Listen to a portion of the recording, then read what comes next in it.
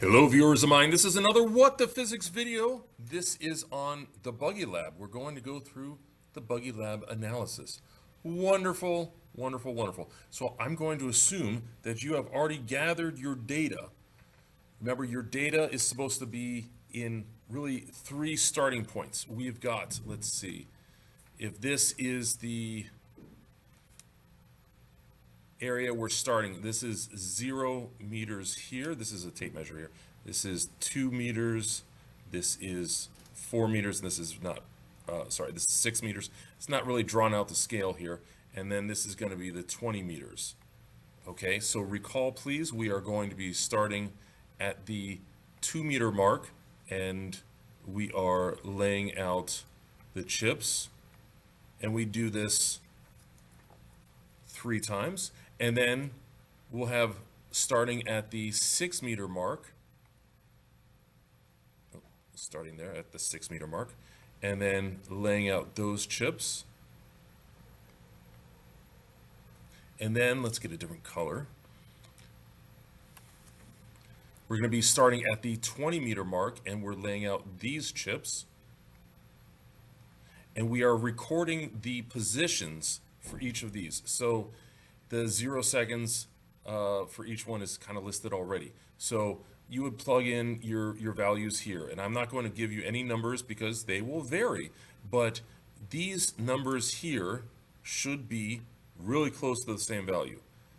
These numbers here should be close to the same value. This is, but at 10 seconds, it's going to be different from at 5 seconds. And then these should all be relatively close, but different from the 5 seconds, different from the 10 seconds, and so on. Okay, you go ahead and enter all that information, and then you are going to average all these data points like right here, and this is going to go into this guy right here. So average, just add them up, divide by 3. This one here is going to go right into there. 15 second, going to go right there, and so on. And then do it for the 6 meter starting position and then the 20 meter starting position. Once we have that, we'll have 3 sets of data, as in the time and position for start position 1, that's at 2 meters. The time and position for start position 2, that's at 6 meters. And the time and position for start position 3, which is 20 meters. That's all very important because we are now going to graph this on the back side. And as it says right here, in the highlighted section right here, it says the scaling that we're supposed to be using. So we go ahead and scroll on down. And it said to go ahead and just, there's 20 spaces up here. So if this is 0, you can do this is 2, this is 4, this is 6, and so on. And it's going to be the exact same scaling for each of these. 2, 4, 6, all the way on up to 20 up here, all the way on up to 20 up there. They say 20. 20 what? What are we supposed to be graphing? Okay, it does say what you're supposed to be doing, so hopefully you are reading through it. The position is on the y-axis, and notice these are in meters. So you should be labeling these things. So I will label one of them position, which is going to be in meters. And it says what the time is going to be on the horizontal axis, right? And it does say use scaling of 3 boxes is 5 seconds. Okay, so 1, 2, 3, that's going to be 5 seconds right here. 1, 2, 3, that's another 5 seconds. That's going to be 10 seconds. Anyhow, that is time in seconds. And then we have to have a title for your graph. I'm not going to write that one out, but it should be such and such versus such and such. Okay, we put our standard setup there. Like I said, you'll have to remember how to do that yourself. And then the start position 3 has the exact same scaling as the others. 2, 4, 6, and so on. And once again, 1, 2, 3, That is 5 seconds. 1, 2, 3. That's 10 seconds, and so on. You're going to show the data points on here, and then you're going to draw your line of best fit. Show the data points on here. The data points are from this section right here, and then you are going to put in your line of best fit, your LOBF for each one. Now, I'm asking you for the slope and the y-intercept. If you used your hand-drawn graph, it would be pretty good, but not super awesome. So what I want you to do is use Google Sheets to figure out the slope and the y-intercept, and make sure to include the units for each one. The slope units should be whatever the slope units are, and the vertical intercept, whatever those should be. And you should be thinking about what the meaning of these guys would be. The meaning of the slope, the meaning for the vertical intercept. This is not anything new. We've been doing this a lot. So I think you're going to be awesome at it. Once you have done the paper section, you're going to go on to the lab quiz, the Buggy lab quiz. So we start off, there's going to be 27 questions altogether. The first 10 are all very similar looking. So you can see there is a sample graph right here. So these graphs are from actual student work, and some of them, well, let's just say they're better jobs than others. I want you to go ahead and check through this as if you were the teacher evaluating this. So you might be saying, oh, does this graph have this filled out? Did the students do a good job at writing this in? And so on. You are going to be evaluating them. Okay, you are supposed to mark all errors that you see, and you must get them all correct. In this case, it says, as a hint, there are 2 to 3 errors on this graph. So you look at this graph and you say, all right, they did this, they did this. Here's the listing. Did they put on a title? Yes or no? Did they put on the y-axis label? If you see a mistake, you say, I think they messed up on the y-axis label, which I'm not saying they did or they didn't. You would click right there. You say, oh no, the y-axis, or sorry, the y-axis unit, that was, up here is the y-axis label. I think they did an okay job on the y-axis unit, but they didn't do a good job on the label. Or they didn't do a good job on the best fit curve. So you want to mark that. You say, oh no, it was fine. Maybe they flipped the axes. Maybe the scale is not properly shown. Whatever it is. So it says, each one of these gives you a hint. There are 2 to 3 errors. So if you don't have 2 to 3 things marked, first of all, you're just not going to get the points at all, okay? If you have, no, I think it's 4 things that are wrong. Well, no, you are not understanding the hint, right? So if you are really confident about these things, you better think back on what is expected of you in each one of these graphs, okay? Go back to the graphing notes that we've been working on. I found that this is a really good way of evaluating, having the students evaluate other people's works, and then they can say, oh, I see what you mean. Yeah, this is missing, this is here, whatever. Okay, so we go ahead and mark in. If there are no problems, you would mark this one right here. Okay, but you are always going to be marking something, and you are attentive to what it says here.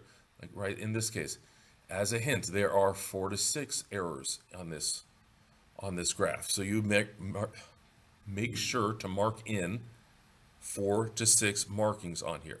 They have to be completely correct in order for you to get the credit.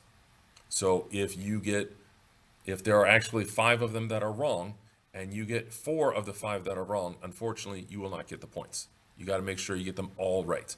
But I'm hoping, after how much time we spent on this, it's going to be pretty obvious, right?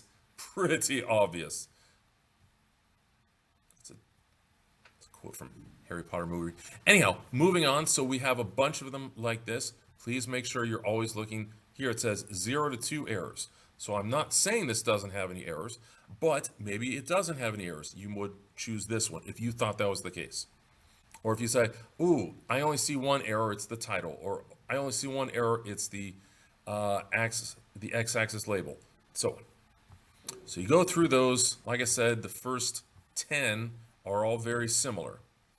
By the way, when it says a title, this marking here, and it even says with the asterisk, Note that every image has Buggy Lab underscore number. Okay, this is not the title.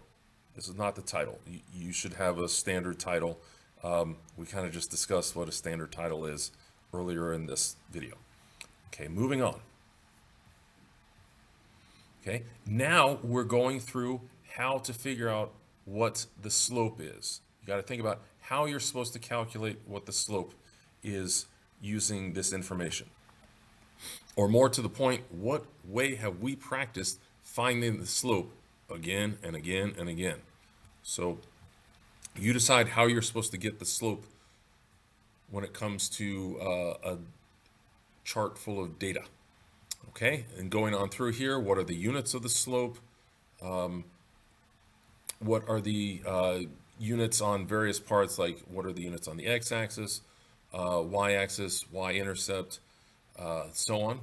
And then give the conceptual understanding of what these different things are. So what is the conceptual understanding of the slope? So you don't just say, well, slope means, what does slope mean? Slope means rise over run. Oh, good, it's this one.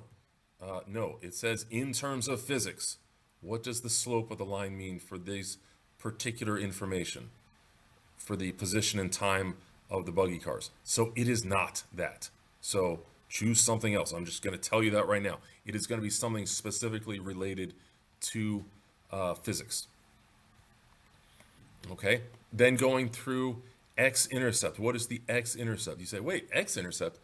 I thought it was the y-intercept. Well, there's an x-intercept and there's a y-intercept for all of these graphs. We focus mostly on the y-intercept, and if you recall, on our standard graphs, I've just drawn a real quick sketch of one right here. On our standard graphs, we have the y-intercept is where we cross the y-axis, right? Where the x value is equal to 0. Whatever happens to be on the x-axis. When this is 0, we cross the y, and we're saying, what does that mean? That is the y-intercept. Now, we're going to be talking about on the x-intercept. When the y value, whatever that variable is, you can easily look on your graphs. Whatever that y variable is, when that y is equal to 0, that's the x-intercept. You're supposed to be figuring out what the conceptual meaning of that is. Okay, and then we continue on through here. Once again, in terms of physics. In terms of physics, so not in terms of math. What does the y-intercept mean? Okay, now we have some data tables. We have some data tables, and it says use this data table. So this is we're going to pretend this is a data table, just like what you might have solved in class. So I'm giving you this this stand-in data, and you are trying to solve for things for me. You're going to solve for the slope. You're going to solve for the y-intercept, the x-intercept. You're going to say, hey, at time this, what is my position? And so on. So you, first of all, go ahead and plug this into Google Sheets. Make sure that the horizontal value is going to be first. So we know that time is going to be on the horizontal axis. So time is going to be plugged into the first column, and then position, that is going to be on the vertical axis. So position goes into the second column. So I'm sorry, it looks kind of backwards, but anyhow, time goes on the horizontal axis. So we're putting time in the first column in Google Sheets. Position is going to go on the vertical axis. So position goes in the second column in Google Sheets because it always does X and then Y. Anyhow, you go ahead and graph this. You do whatever you need to do in order to figure out the information. Like, how do we get velocity from a position time graph? And then we solve for that. If you just try to take a couple of numbers and you try to estimate it, I mean, look at all these choices, okay? There's such a range here that you're not going to be able to guess effectively here, okay? I have 8 different options. You don't have that many chances to get a high score on this, okay? Go ahead and do it again. This time we're looking for starting position. How are we going to find starting position? Well, just like before, we make sure we do the graph, we do the line of best fit equation, and then we do some interpretation using that equation to figure out what the starting position is. Okay, what is the displacement from 0 to 24 seconds? Say, I don't even, what? I don't have 0 seconds, or I don't have 24. Am I supposed to subtract? What am I supposed to do? Guess? No, no, no. You can do a y equals mx plus b graph, and then you can plug in the different times to get the different position values. Remember, displacement is change in position. So if you can get the positions for when our time is 0 seconds and when our time is 24 seconds, you'll be able to get the displacement, because displacement is final position minus initial position. In this case, we want to figure out what the position is at 23.9 seconds. Once again, 23.9 seconds is not listed here. We know it's going to be somewhere between 27 and 31 meters. Oh, look, all of these are between. All right, what are we going to do? We're going to use the y equals mx plus b. The whole point is you are supposed to be using the math skills that you learned over the many, many years and applying them. You can get all sorts of physics from the math and equations and such that you have learned already. Continue on through. Now you're saying, what would the time be in seconds for the 0 point on the tape? Okay, notice it says your answer might be weird, especially if it is a time. It's going to be a negative number. You're like, how am I supposed to have a negative number? Just go with it. Okay, we're just kind of interpreting what this means and extrapolating. Okay, once again, y equals mx plus b. Start rearranging, start solving, whatever you need to do. Okay, here's velocity. Oh my, look, it's a different list. Okay, so we'll need to get a different list going on. We can get the velocity. Okay, once again, the starting position, displacement. So we keep going back to plugging in the data. And reminder, please, that time is on the horizontal axis, so the time will go in first, and then position is in the second column. We go ahead and make the graph, and then from there we have the equation, and we can use the equation to solve all sorts of things on here.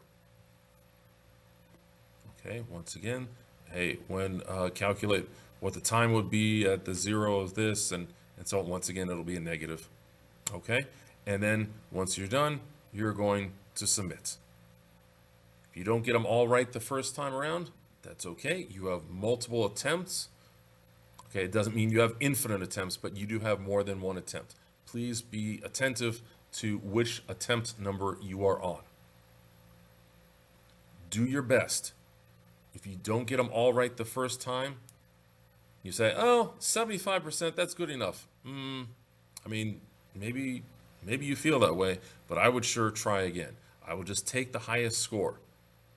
So unless you have 100 or something super duper close to that, I would say keep on going as long as you have attempts left. Physics.